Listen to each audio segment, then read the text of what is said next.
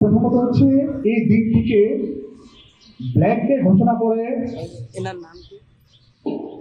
পাশাপাশি এপ্রিলে কিন্তু আমি নিজেও ফোন করেছিলাম, আমার নেতৃবৃন্দ ফোন করেছিলেন। ঘটনা প্রায় 15 থেকে 20 মিনিট পর সেখানে পুলিশ এসেছেন। পুলিশ এসে সেই ঘটনাস্থল থেকে তো আমাদের যে ভিকটিম আমরা ছিলাম সেখান থেকে দুজনকে ধরে নিয়ে গেছে। তারপর থেকে এখন পর্যন্ত তারা তিনজন আসামিকে তারা অ্যারেস্ট করেছে, এই ধারণা আমিও।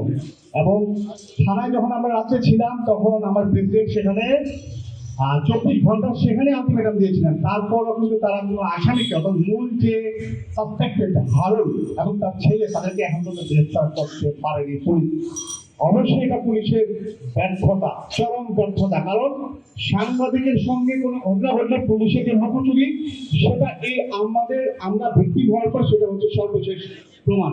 তো আমার দাবি হচ্ছে সেখানকার যে এসপি নরসিংদী যে এসপি আছেন আব্দুল্লাহ ফারুক, তার অপসারণ 10 ঘন্টার মধ্যে করতে হবে। এবং সেটা আমার প্রেসিডেন্ট সহ আমরা যারা নেতৃবৃন্দ আছি সেটা একটা স্মারকলিপি অবশ্যই হোম অ্যাডভাইজার এবং আইজিপি বরাবর দিতে হবে। একজন আরেকজনের উপর দোষার উপর যে রাজনীতি শুরু হয়েছে সেটাও সে পুলিশকে দেখতে হবে। উনি যদি পলিটিক্যাল এই সামান্য এই বিষয়টি নিয়ে গড়ে বসেবেন তাহলে সামনে যে নির্বাচন, সে নির্বাচন কি হতে যাচ্ছে সেটা আমরা নিশ্চয়ই অনুমান করতে পারছি।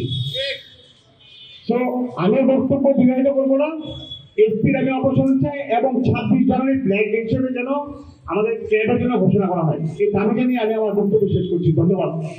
আপনারা জানেন বাংলাদেশ ক্রাইম রিপোর্টার্স অ্যাসোসিয়েশনের ইতিহাসে একটি জঘন্যতম ঘটনা ঘটে গেছে।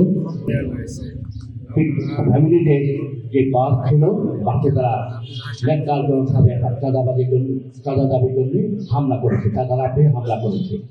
শুধু তাই নয়, তারা এই বাসটি ঘিরে তাদের যে ট্রাস সৃষ্টি করেছিল, আমাদের সেখানে যারা পরিবারের সদস্যরা ছিল তারা অনেকেই বাস থেকে নামার চেষ্টা করেছে, পারেনি।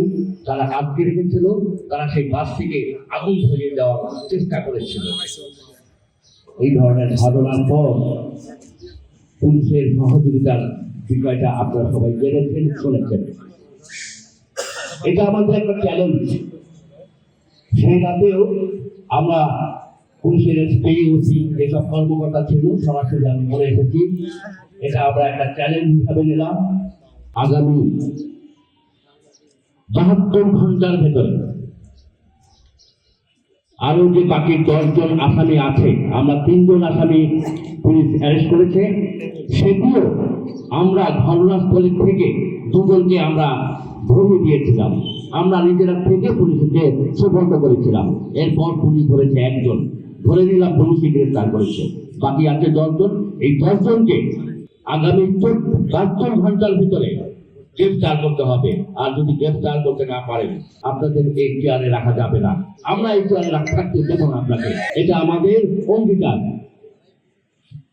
আগামী 24 ঘন্টার ভিতরে যেসব হামলাকারীদের ছবি ইতিমধ্যে পাওয়া গেছে সিসিটিভি ফুটেজে, তাদের ছবি প্রকাশ করতে হবে। আগামী 72 ঘন্টার ভিতরে প্রত্যেকটা আসামিকে গ্রেফতার করতে হবে। অন্যথায় আমরা পরবর্তীতে তারা যেন চেয়ারে থাকতে না পারে সেই ধরনের কর্মসূচিতে যাব।